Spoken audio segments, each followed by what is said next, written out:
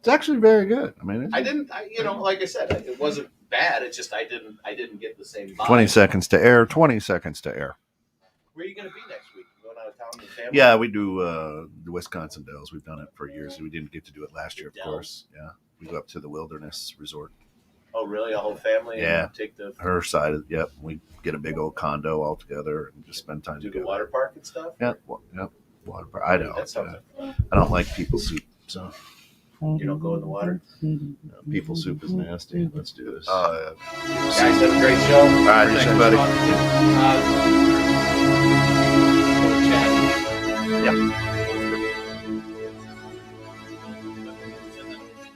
Yes, sir.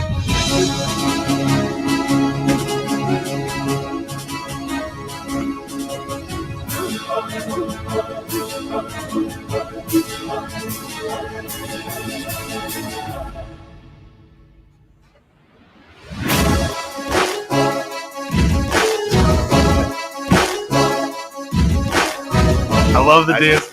After all these months, you think I'd figure out this rhythm. We gotta have to sit down or something. Instead of rolling things through, right? Unbelievable. Hey, welcome in. This is Bridging Civil Tension. He's Phil Wallace. I'm Ken Jones. We feel that building a bridge, meeting on that bridge, maybe having a nice cup of coffee, a little tea, and talking about topics, loving each other, and not blowing the bridge up is the way to go. That's the way to do it.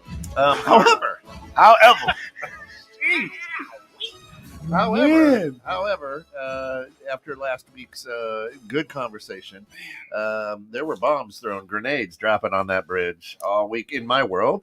Got a lot of people who were asked a lot of questions, and of course, Bridging Civil Tension brought to you through the financial support of our good friends over at Gold Shield today. People. So absolutely love you.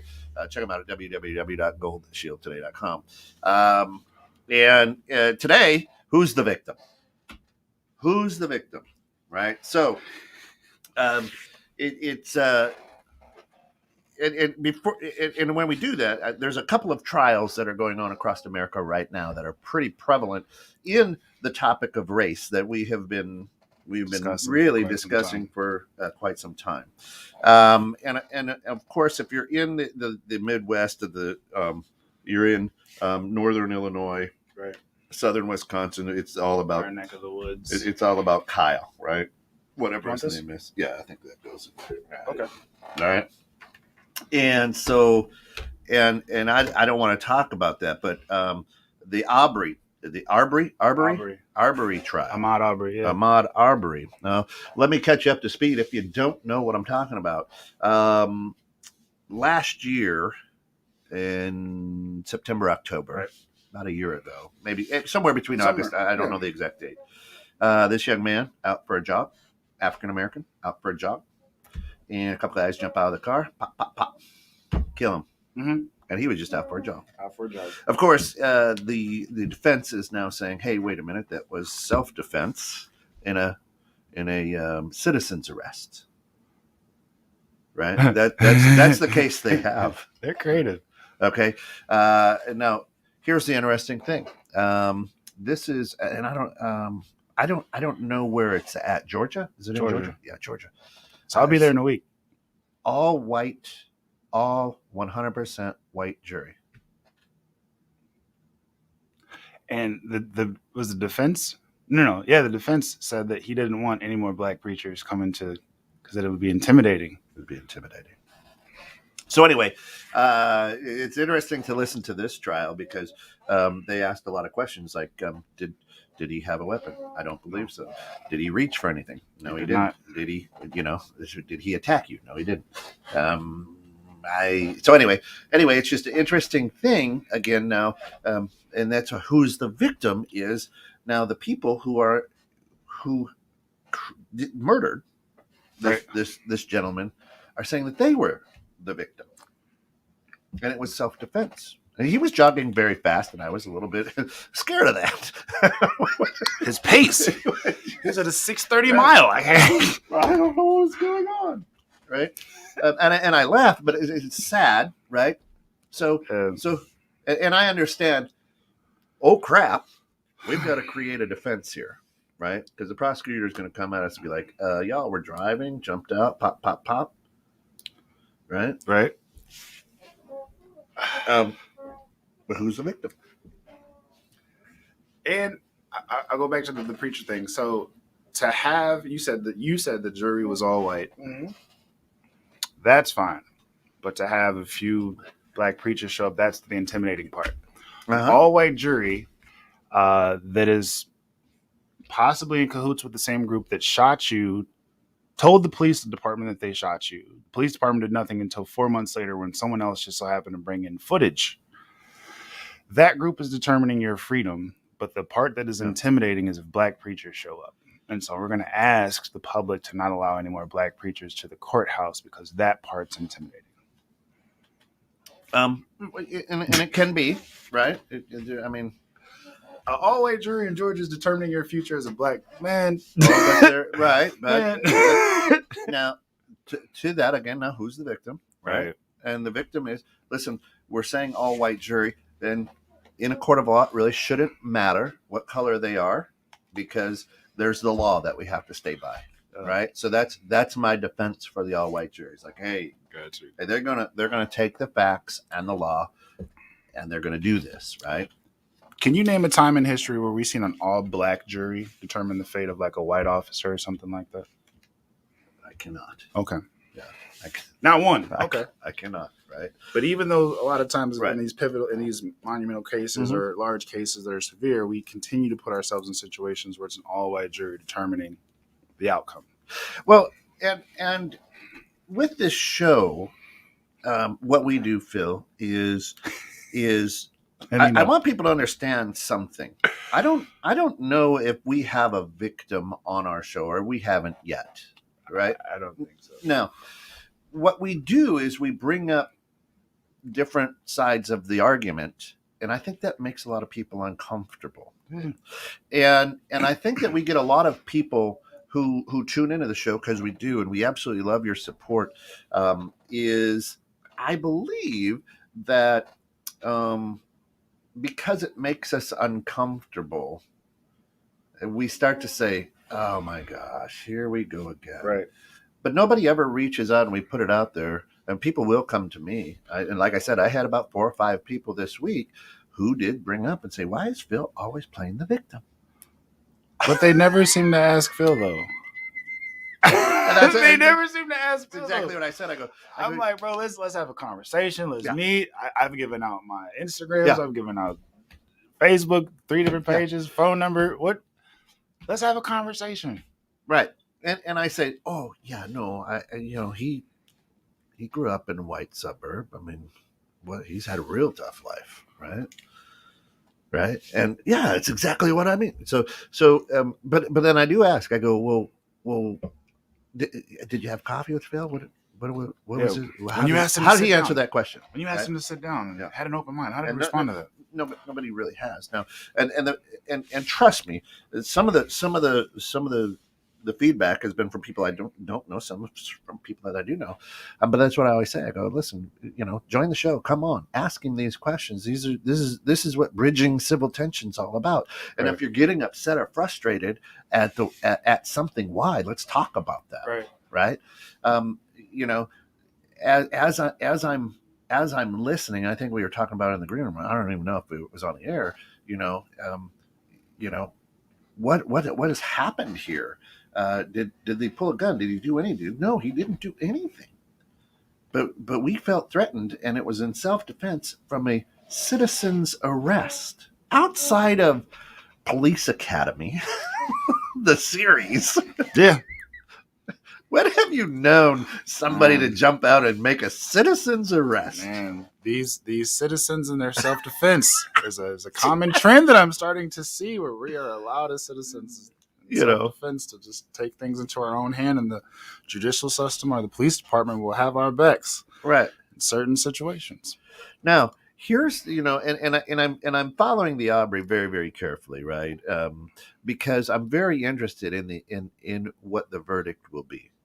To me, it's excuse me for using the term, it's black and white. I mean, it's simple, it's open and shut. This they shouldn't deliberate a lot on this. I feel like betting against the judicial system, like betting, like when I think that they'll do the right thing, it's almost like counting Tom Brady out with 2 minutes left on the clock, like out of nowhere, Right. out of nowhere, Hail Mary. Hail Mary, and then all of a sudden we're gonna drop and this this, isn't we're gonna drop this isn't broad daylight. This is the middle of the morning, right? middle of the street. Middle of the street, middle of the morning. It wasn't like this was at 2 a.m. and I'm coming home in my pickup all drunk and I see see you jogging. Why would you be out jogging at 2? This is broad freaking daylight. And so here's my thing with this. Yeah. And yes, in this situation and many other situations, but in this the one group is black, one group is white. Okay, cool. Yep. However, the fact that these people were able to go to the police station and I can say, hey, Kent, here's this body of this kid I just killed. Yeah.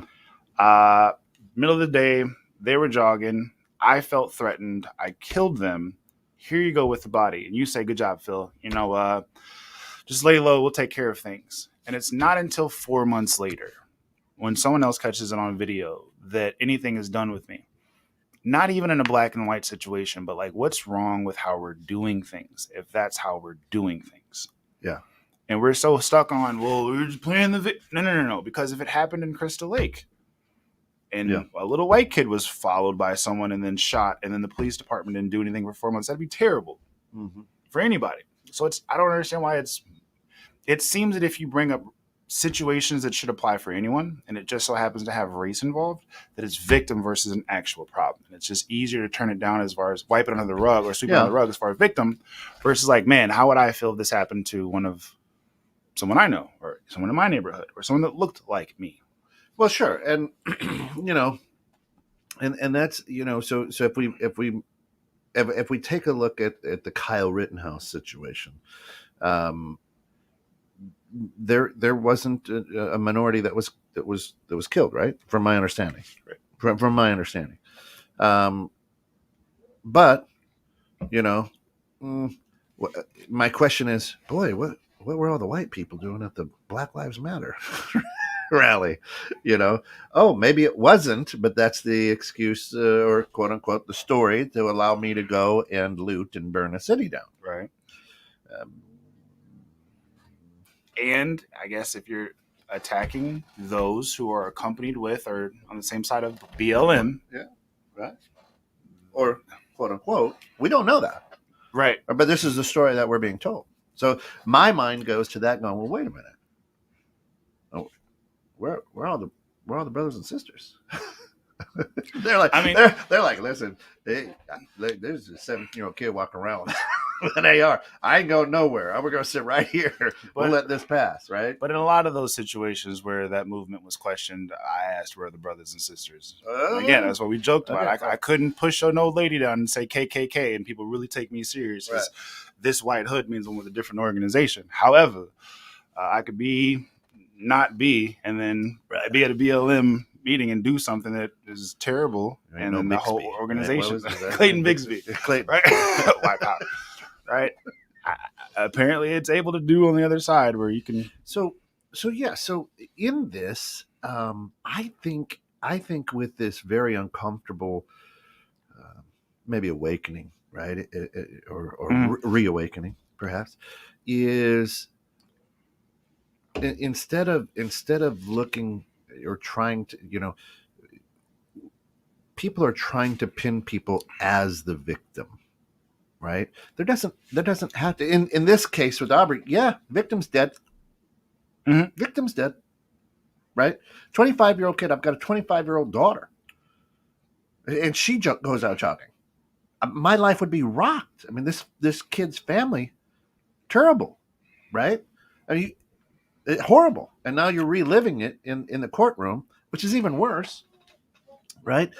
But to your point now, if we look at history, right? If we look at history and we don't ignore history, to your point is, when's that Hail Mary coming in? Mistrial. Well, right? When he said, I don't want any more black pastors coming down here is intimidating, I feel to an extent it's also like the coverage that you're actually going to get, because as we've seen in the past, I said, watch. The move is, well, arrested. Okay, cool. Finally arrested. But watch the sentencing. Correct. And then we've seen release to the side gate. Mhm. If there's a whole lot of people here who are going to hold us accountable, well, we don't like that because we can't run the side Very gate hard. play. Right. So I feel in this situation, that's why they don't want as much coverage or as many big name people down there by the Right. case, because they're not going to be able to run the play. And it's not to be a conspiracy theorist or anything like that. It's just saying, pay attention. This is what we've seen on multiple occasions. Correct. And me and you had the conversation as far as like, Phil, that doesn't really. I said, just keep your eyes open on the next couple cases. Correct. Right. So, I mean, the first witness they called was the undercover or the off-duty, not undercover, the off-duty police officer who was close by, heard the call and responded. When he showed up, here's what he said. I found this man, a dead body in the street. He was not breathing or moving. And here are the people that were around. Right. Right. This is, so he's like, pretty much by the time I got there, this human was lifeless, right? And these humans were standing around and able to go home for 4 months. There's a lot of that, right? There's no way in the world me and you could shoot Scott. Yeah. Go home for 4 months. And if Pete doesn't catch it on video, we're good. But if he does, then the questioning starts. It won't happen. And I've thought about that, right? Same thing with Rittenhouse, right? I don't know, they detained him overnight or whatever, and then he was, out posing. Yeah, At the bar at 17. All right. So and the what if is coming from history again, right? Mm-hmm. A lot of us get frustrated with you saying that because we say, you can't say that. We don't know. Yeah. Right. And you're right. We don't. But where you're coming from is, let's look at history. Right. Let's take a look at, there's a gentleman, might have been Georgia again. I don't know where it was. Anyway, the life sentence for a crime that he didn't commit was supposed to be put to death. Maybe it was Alabama or I don't know, right? African-American, wrongly accused. He's been fighting. And finally the governor, he was supposed to be injected yesterday or Wednesday. And finally the governor stopped it. It was like, stepped in and goes, no. Right. But 17 years, this guy has been on death row for a crime that didn't commit. And is African-American gentleman. Right. So there are, and yes, there are whites, there are Mexicans, there's Latinos, there's Italians. Same thing. Get it. Totally get it. Right. For this, for crimes they never committed. Totally get it. I understand. We're not talking about those particular cases right now. So who's the victim? Right. So a lot of times now with the narrative that's out there is because I'm white now, I'm the aggressor, or everybody who's not white is the victim and I'm the bad guy. Right.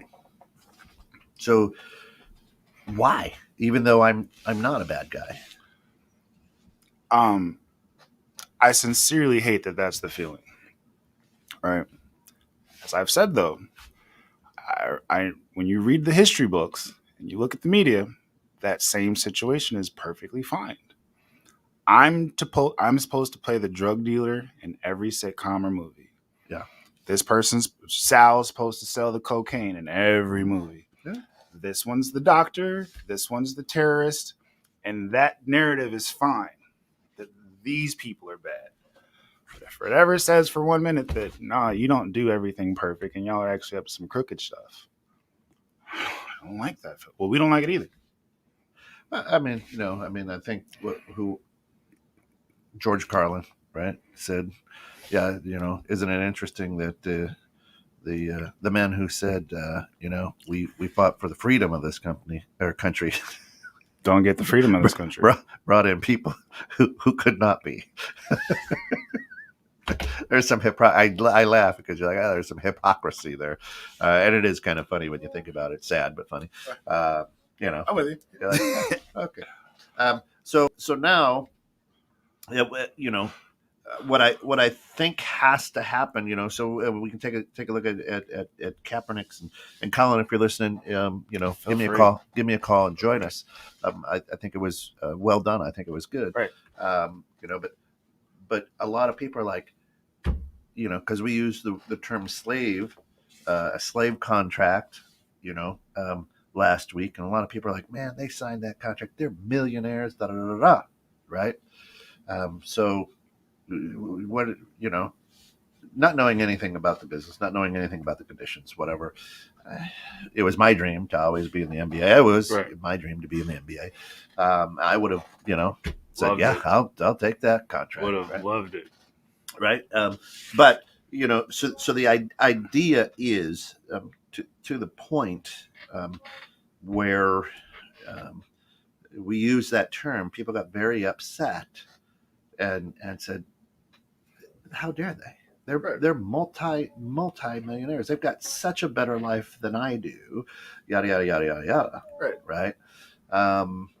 And that's capitalism. So it's a whole different thing. And you didn't necessarily say it was only African Americans in the sport. Right.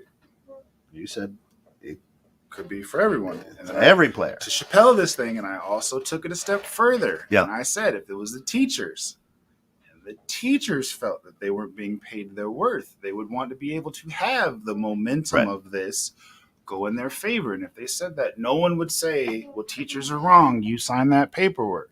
Right. People would say, no, teachers are underpaid. They do so much work. They work after hours. It isn't fair. Okay, cool. Keep that same energy. And this is where we've had this conversation around, and I've said people are so quick to shoot it down, and you don't understand. My approach isn't just for only black people. Right. Yes, it applies to me because myself and other people that I know just happen to be black. But the things that I'm going to talk about also would carry over to other situations. If we don't talk about how hate crime shouldn't be allowed to happen, when it happens to another race, they're going to want the support of the same people they told to shut up and stop playing the victim. Stop Asian hate happens. Correct. Well, black people are quiet. You told us to shut the hell up. Right. Remember, we were being the victims when we were saying that hate crime stuff needs to stop. Now, if we don't speak up, it's wrong. Right. Oh, because it's not happening to black people. Okay. But if you would allow us to speak, it would have carried over in this situation. When we're saying the slave stuff, that's also going to happen to any person who has to go through their 9 to 5 or life in a situation where, yes, they're getting money, but could be better, and they're dealing with things they shouldn't have to deal with. Yeah. That's the energy. They can apply to a lot of other places. Instead of just saying these people are victims, understand when it's going to be you, you're going to want someone to speak up on your behalf. Yep. And that's a tough thing, and I can tell by how active people are in the comment section. This is a very hard topic, right? But that's what bridging civil tension is all about. Let's step on the bridge. Let's talk about it, right? And again, we go back to, you know, what's your education on it? Where are you coming from, right? I come from Iowa. You know what I mean? And I'm limited in my life experiences because of that. Right. But now I can go back and reflect on some things and go, hey, I see that now. Right. And we talked about this. I think it was in the green room after the show where we talked about most people in society aren't millionaires. Correct. So when you do look at professional athletes, you're like, oh man, all that they're money up on a pedestal. Right? But in the world of money, a lot of them aren't wowing certain people. And we've been on conversations, and I've been on phone calls where someone said, yeah, and that's only going to be for $2 million. I'm not working for crumbs.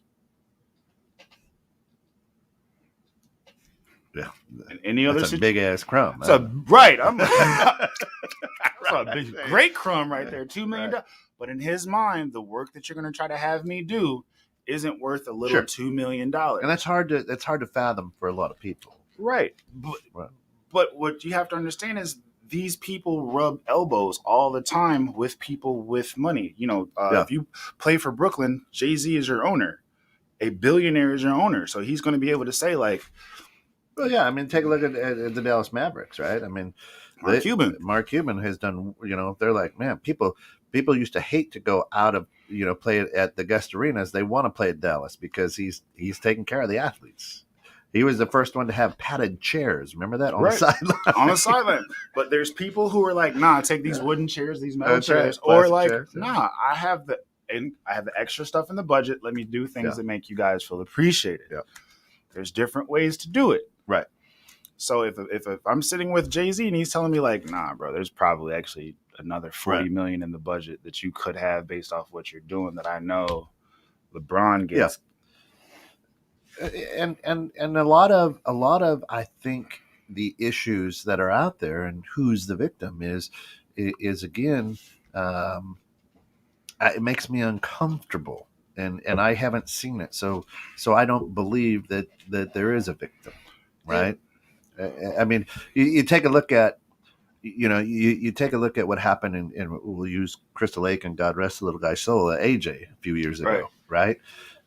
Where this boy was brutally abused and killed and put in a plastic Tupperware box and buried in outside of Woodstock. Search for him.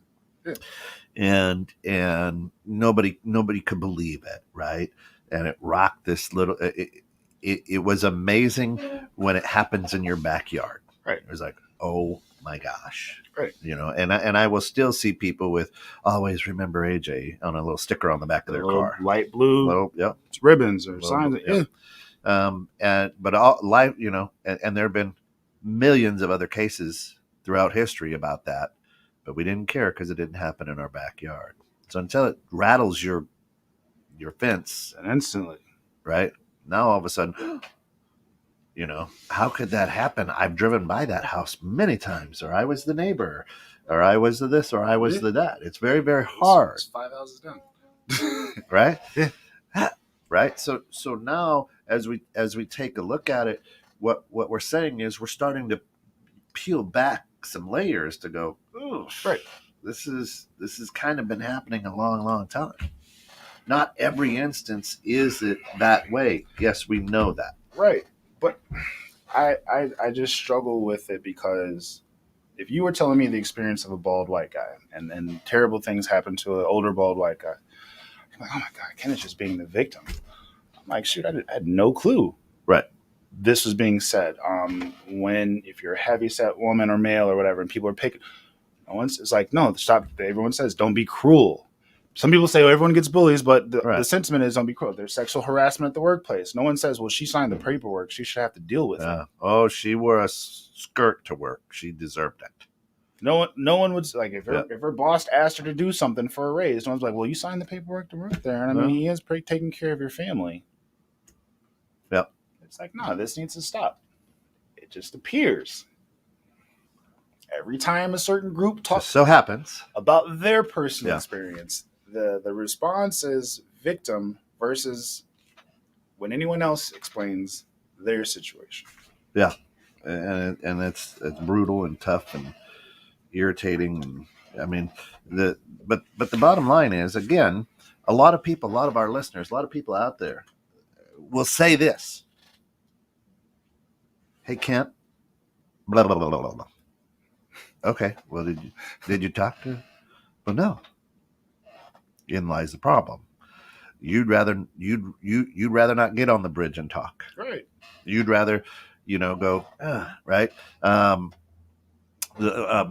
Sunday mornings, Lisa Eflin, Lisa's Changing Perceptions. She helps people deal with these type of things. Right. She helps people kind of get in the head to go, well, why did you react that way?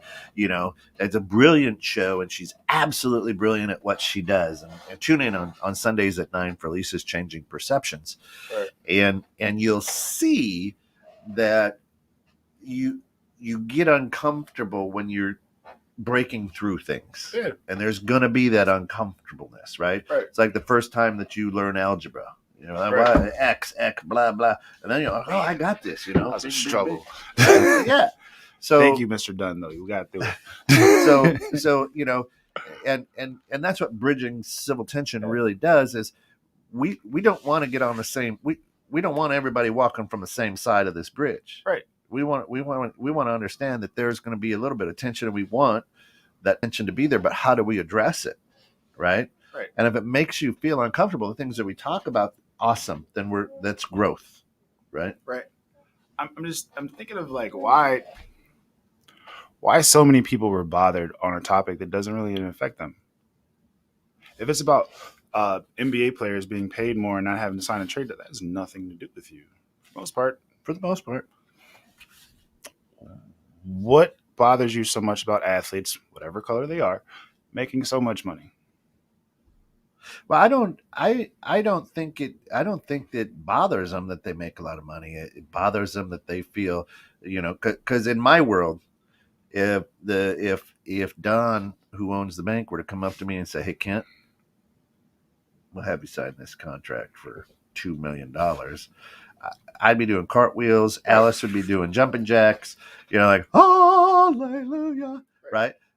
So we put ourselves, I think, in other people. We put our circumstance in somebody else's, right? So it would make a big difference to me. Man, hey, Steph Curry, you've got a contract of $245 million over 5 years, or whatever the case may be. Whatever, I'm just making up those numbers. I can't fathom that money. He should have no problems in life, because if I had that money, I would have no problems. No problems. I've found, though, most people have, when they talk about those athletes making all those money, those contracts, they talk about football, they talk about basketball. Don't really take a look at baseball contracts that often. No. Baseball's a lazy man sport too. But those contracts are just those as pitchers. If they not, only work once every 5 days, if not more. But for whatever reason, right?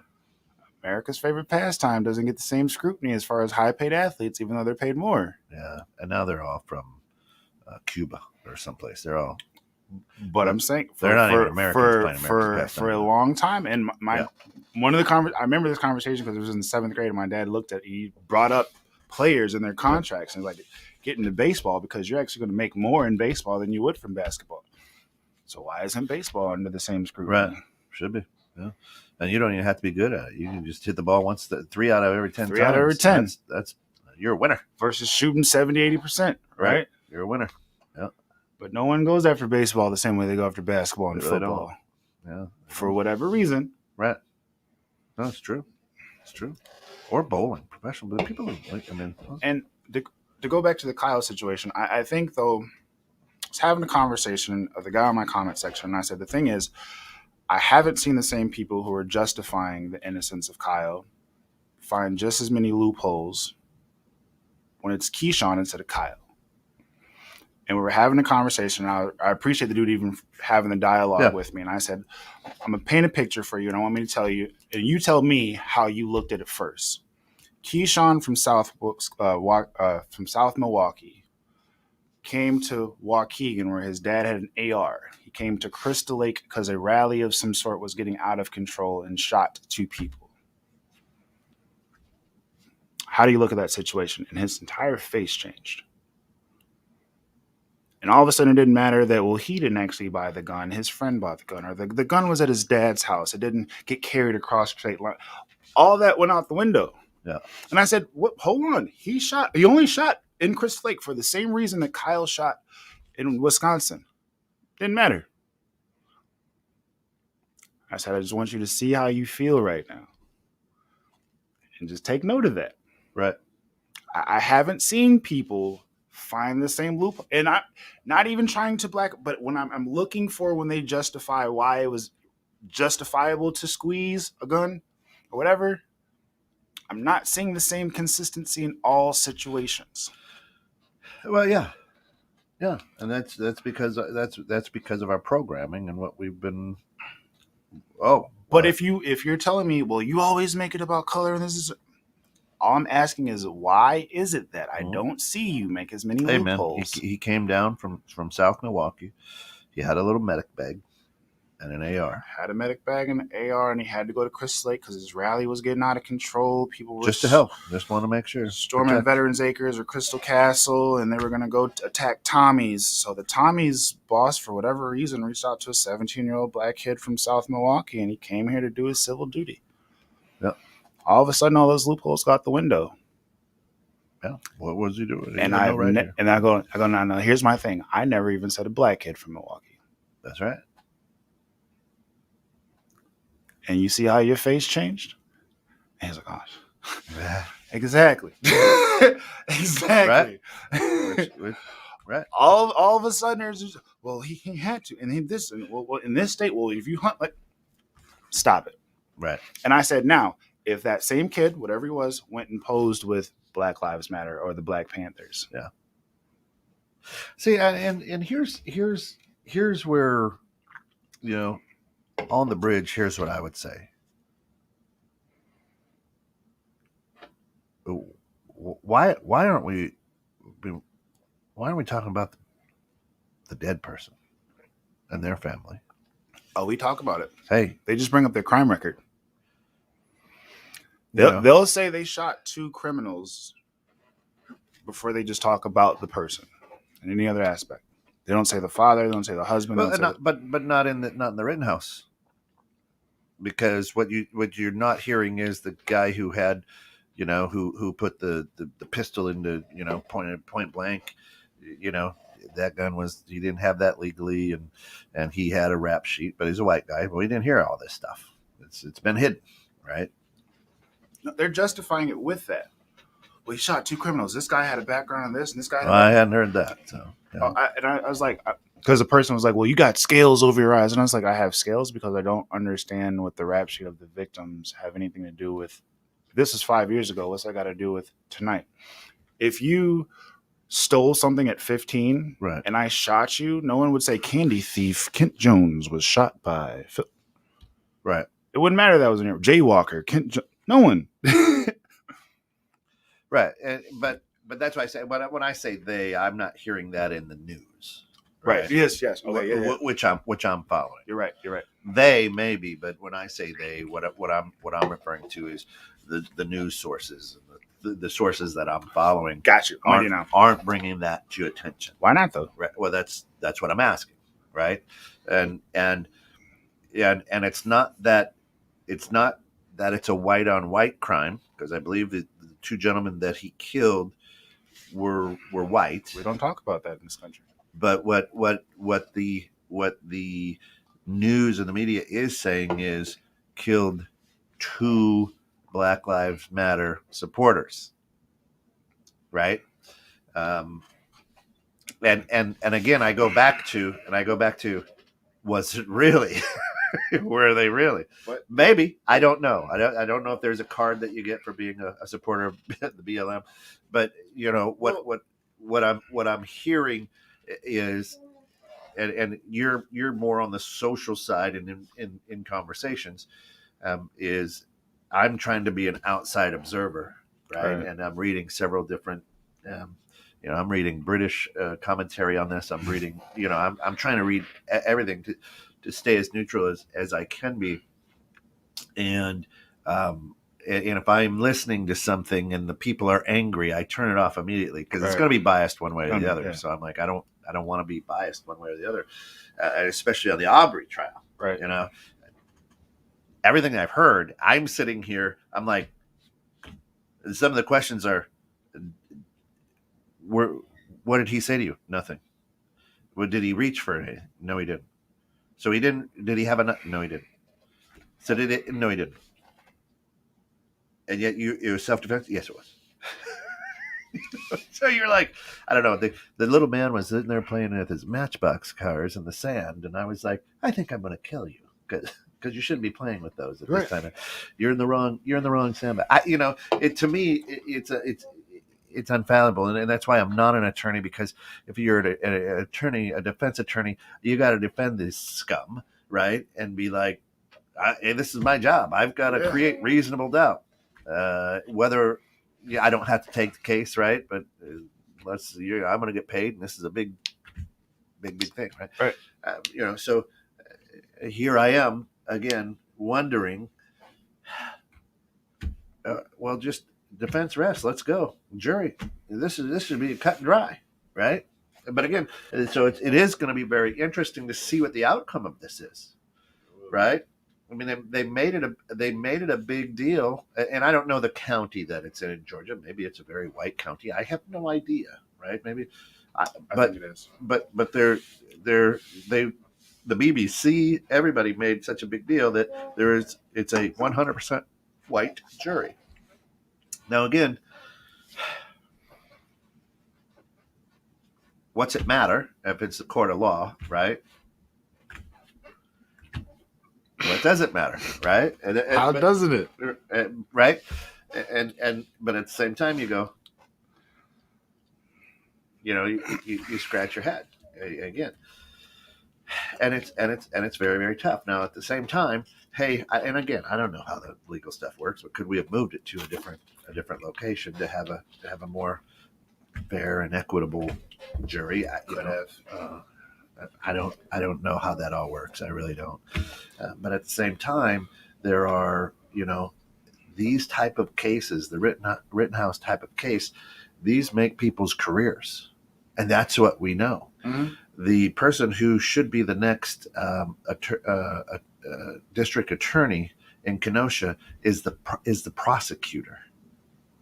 He didn't put together a real good thing, and I bet he's probably hoping for a mistrial. He's hoping for a mistrial because if there's a mistrial, I neither win nor lose, and I've got a good chance of getting in to my next step.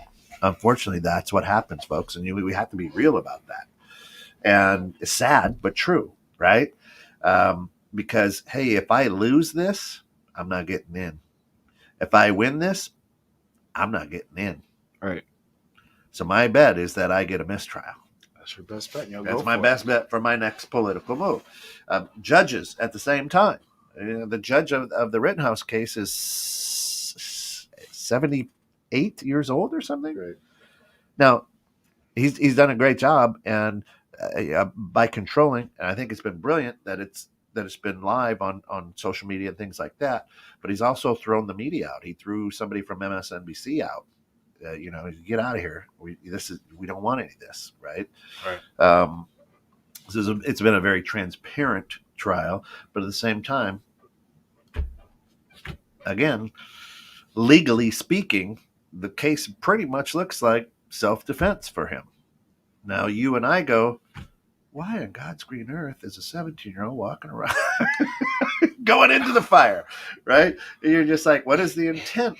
It doesn't make sense to us, right? You wouldn't. You and I go, you're not going there with that kind of weaponry and not wanting to pull a trigger. Not wanting to. Right. Right? And that's where you and I go, huh? Why were you even there? Right? It doesn't make sense. It does not make sense to me on that one. Right. To travel a half hour to that environment, underage with a gun, and then claim self-defense. It all goes back to intent, right? I know there's certain bars in this area that I can't walk into, rip the Confederate flag down, and then say self-defense when something happened. I provoked it. Right. I knew where I was walking. I knew what I was doing. Right. And the people who are on trial in the Aubrey case, self-defense. The scary part, not trying to play the victim, the scary part that I hear from my side in my network is when we, if Kyle is acquitted, if the murderers from the Ahmaud Arbery case are acquitted, you're giving more and more people the green light. If ever they feel threatened to take matters into their own hands, and in certain situations against certain people, the judicial system has your back to do so. You don't think that's a scary thing to give people the green light for in today's climate? With racial tension as high as it is. Well, and again, it goes back to if we talk about Colin on why he took the knee and police brutality and things of that nature. Those people were above the law for a long, long time. Right. A long, long time. Right? Well, wasn't one of the people in the Ahmaud Arbery case an ex-police officer? So he can go back to his buddies at the station and say, we did this a few minutes ago. Very well. Yeah, I don't know. It very well could be, right? So, yeah, Tackleberry's out there trying to make things happen. So, in my heart of heart, and because I have a good heart, right, I try to say, yeah, Phil, people are better than that, but are they here in the United States? I don't know. And I just You don't got know. okay. You said it yourself. You said the article said supporters of the BLM. Yeah. Right. Enemy, or was it a friend of my enemy is my enemy. Right. Right. So if you're going to associate, it's easy for me to associate them with them because I know that justifies it to the rest of the public. That's why in a lot of situations you'll see how they'll dehumanize a group in order to allow what they did to that group to pass a little bit easier. Right. So if I know that a large portion of this country does not like the term BLM, I'll say, well, the people that he shot wasn't a mother, wasn't a father, wasn't a brother, wasn't a son, wasn't a pastor, wasn't a dad, they were just supporters of the BLM. Yeah. Oh, well, do what you want to with them. We don't like them anyway. Right. Right. No, whether that's a church, whether that's a Knights of Columbus or whatever, right? Right. If you're associating yourself with a group of people, the Klan, whatever, right? I mean, that's whether you, to your point, a friend of my enemy is my enemy, right? So you have to take a look at it, and what's the narrative, what story is being told. And you also touched on that on the news side, the rap sheet of the victims was not announced. Correct. But in other situations, it has been in the past, right? Over and over and over. And if I say, why is it that if the victim looks like this, his rap sheet is brought up? Right. If the victim does not look like this, his rap sheet is brought up, or is not brought up. Right. I'm told I'm playing the victim, and then you see it. You see this is happening. Am I playing the victim, or am I bringing awareness to the subject? That's the question. That's a simple question. Right. And all I didn't say that it was right, wrong, whatever. I said, why is it that this group's rap sheet is always brought up, and this one's is not? Well, and it's hard, right? And I'll go back to algebra. It's hard, and you get frustrated because it's a different way of doing mathematics, and you start to get frustrated and go, I don't get it. I don't need to know what X is. I'll never use it. Everybody goes through it. Right. But then when I start to understand it, I'm like, yeah, kind of got this. I get it. Yeah. If then stuff starts to make sense. Right. Right. If this person's arrested, then so anytime there's new information and it pulls us out of our comfort zone, our natural human instinct is to resist, is to push back and go, oh, wait. This isn't right. Don't tell me that that's not right, because that's not the way my world has operated. But we've talked about this. We've jokingly said that you can't say for certain people, hey, those predators don't exist because they don't exist in Crystal Lake. Correct. People in India or Africa have to worry about an entirely different animal than people in Crystal Lake. I don't know if Kyle had a rap sheet or not, Shayna. I don't know. I think the question's kind of answered. Well, it doesn't answer the question, but like it wasn't presented like we've seen in the past, right? Where if this person did shoot, his rap sheet is brought up. This person was murdered, their rap sheet is brought up. The fact that we even have to ask if Kyle has or has not one, it wasn't handled like we've seen in other situations. Yeah. Well, I don't know if he has a rap sheet. They were saying that the victims... He does now. They were saying that the victims had a rap sheet, and then other people were bringing up their rap sheet as justification for what happened to them. Yeah, and that's just from a human standpoint, sad. Yeah, it's sad. People make mistakes. You've made mistakes. I'm telling you, everybody out there who's listening to this has made mistakes in your life. You just have, right? And all of a sudden, listen, I can be as honest as the day is long, because the statute of limitations is probably gone on this. But back in the late 70s, early 80s, I'd ride my bike down to the Okie Dokie, and I'd have wristbands on, and I'd slide a little bazooka bubble gum underneath my wristband. Right? Yeah, and don't get me wrong. What is the Okie Dokie? The Okie Dokie, that was like the white hand back in the day, over in Iowa. The Okie Dokie, right? But don't get me wrong. That was a lot of money. I mean, it was a penny. Right. So you had to make a choice. I had to make a choice. Comic books or this? Hey. Right? So, and then you get a couple blocks away and you're like, look at this, I got it. Right? So, I have shoplifted bazooka, bubblegum. So get this. The person, or one of the people who pointed out the rap sheet and said these criminals was a drug runner in their late teens and 20s. So the conversation, I said, do you understand that if I were to pull this trigger right now, no one would say former drug runner for Chicago gangs that actually lived in the suburbs and would bring this stuff from down here up here for these gangs. No one, so they wouldn't do that, even though you've been arrested and DUI'd and blah, blah, blah, blah. At this point, you're the father of this person. You're the husband of this person. You do this in the community. Yeah. I mean, if I were to be taken down, of course, right? Yes, of course, it wouldn't say, "Hey, he used to steal bazooka bubblegum from the Okie Dokie, so he deserved to die." But we'll do that. We'll do that if a person did any crime in their teens or 20s. It was in Dubuque, Iowa. Seriously, it was the Okie Dokie. Yeah, that's. And that was a lie. That you're a kid. You'd go in there with a quarter, and you'd buy a quarter's worth of stuff, and still want to get that extra little. Just it was a thrill of it. Thrill of the bazooka bowl. Bazooka, get the Bazooka Joe comic.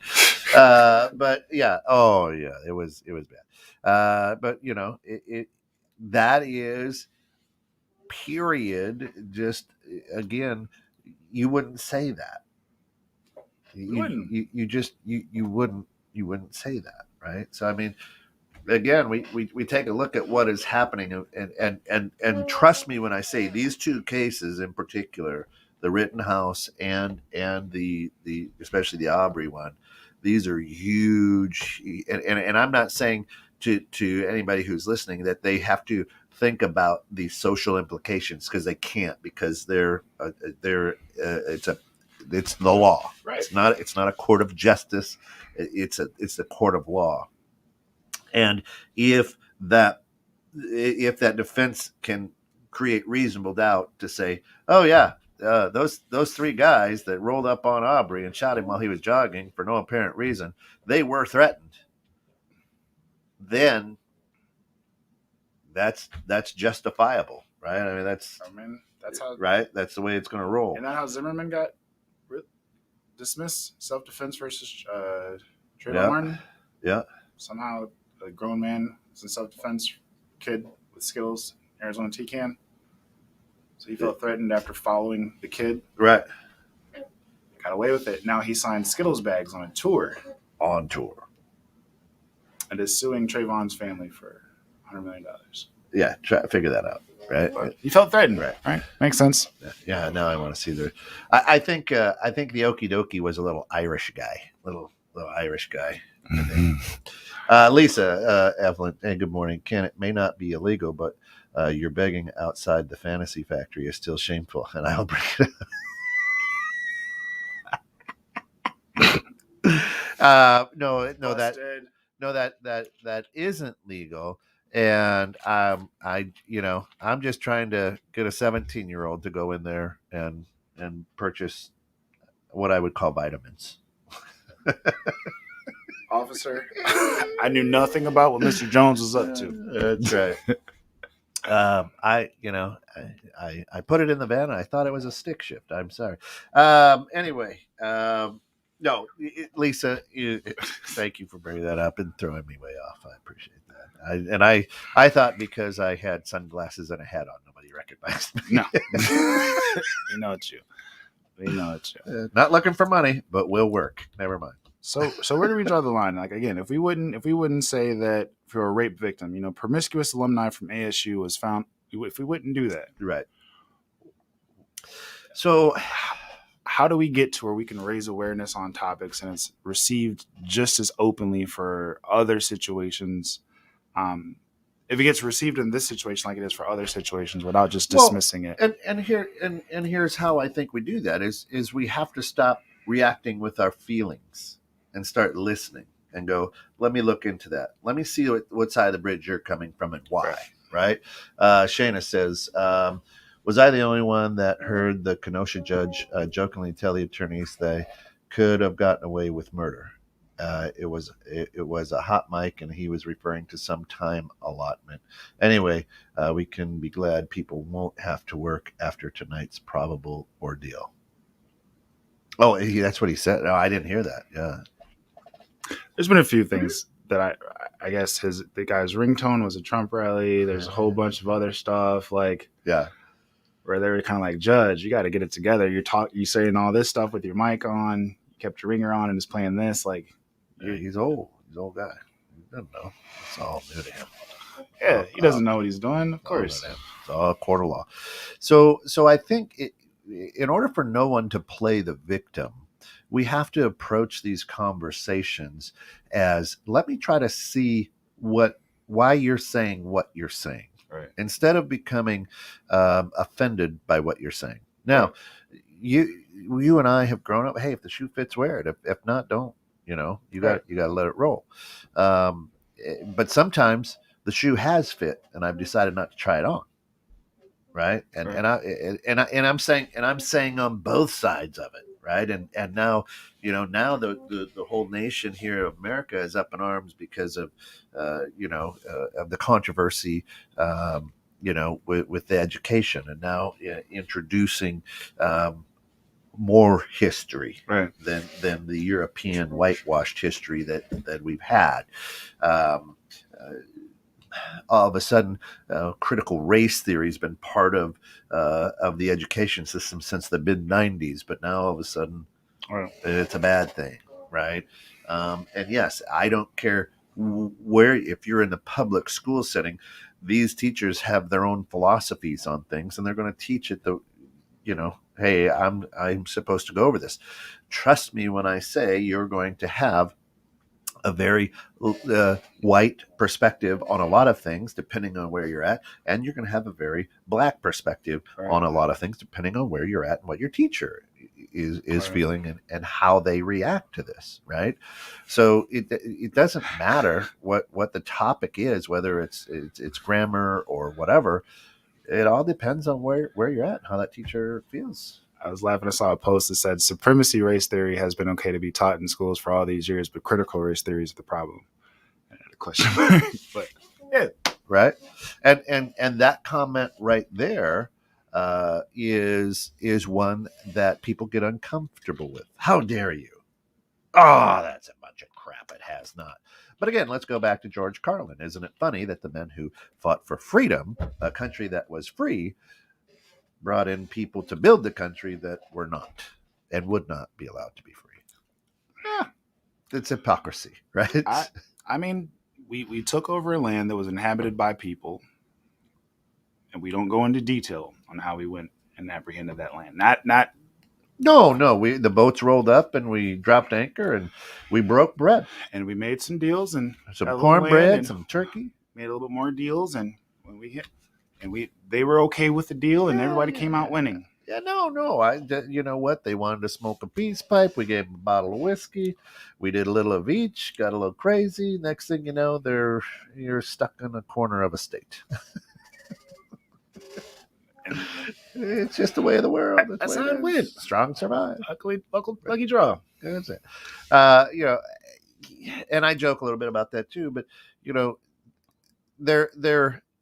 there has to be a time. There has to be a time, right? We played cowboys and Indians back in the 70s. Right. And who was the good guys? The cowboys. Right. Who were the bad guys? The Indians. Right. Who are the bad guys now? The Dallas Cowboys. No, right. But and we did that, right? Hey, it's just the fact that it was taught. Yeah. Hey, that's how it was. That's how it was. And like you said, you got to be willing to okay, let me see where they're coming from. First time hearing, from a Republican that actually the Democrats have done more damage towards the black community than the Republican Party. Right. So in the conversation yesterday, and the guy was like, well, the Democrats feel this. And I was like, I don't really identify as a Democrat. And we're talking about sentencing. And I said, well, because historically, the laws from the Democratic Party had actually done more for unfair sentencing towards African Americans than even the Republican Party. So that's why I don't identify as that. I had to go do the research. Correct. Right. And then find out. I'm like, oh, well, that's why. And anybody who knows, and you go, and of course we're in the last minute here, is, you know, what each party stands for today is not what they stood for years originally. Ago. Exactly. It's right. like so they flipped. Switched. Right. Right. They went so far right, they're left. They went so far left, they're right. It's crazy. Right. But when you have those conversations, you can lead to further bridging conversations. Correct. When you take the time to look into it, you can find more opportunity. Correct. Yes. Hey, that is it for us. Thanks for tuning in to Bridging Civil Tension. Remember, don't play the victim. Right. Find out why that person feels that way. Talk with them. Try to figure it out from their angle. Right. And then you can have a better conversation. Don't assume the victim. Be willing to listen to that person before you come to that conclusion. Absolutely love you guys. Thank you for Hyperstitch. Thank you for Breaking This Lake and the North Star Foundation for the good things you guys are up to. Absolutely love you guys. And thank you all for getting caught in the net right here at 21.6 The Net. Come back, boy, at what, 1 o'clock today? At noon, we've got the Bare Facts on Guns. Right now is the Success Journey podcast. 1 is the Neighborhood Pulse. 3 o'clock is In the Know with Steph and Joe. We appreciate everybody for coming on. Jessica, love you too. And our good friends over at Gold Shield for supporting us today on the bridge. Love you guys, and we'll talk.